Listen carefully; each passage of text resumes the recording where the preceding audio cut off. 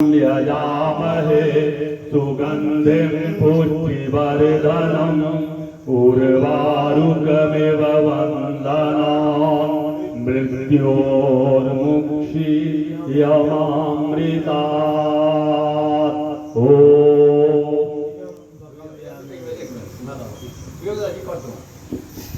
हम समस्त ग्रामवासी सब हार्दिक अभिनंदन करै छियन, सब आदमी के धन्यवाद दै छियन, पूरा ग्रामीणवासी के।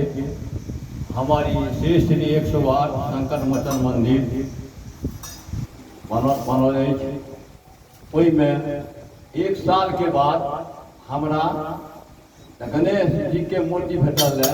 एक साल के बाद उनका हम सब ओहिठमा स्थापित केलिए हैं सामने में।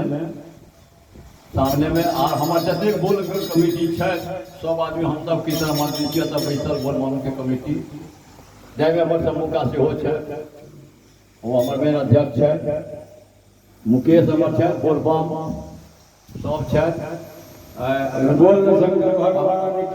पप्पू हमर सेहो अछि, बोलबम हमर कमेटी छै, मुरली बाबू छै, घनश्याम हमर सेहो छै, नालवादक हमर छै, प्रताप छै। हम सब आदमी सावन महीना में शंकर मोचन पर कीर्तन कर रहा छी। बहुत बहुत धन्यवाद आ सब आदमी का धन्यवाद दी छी।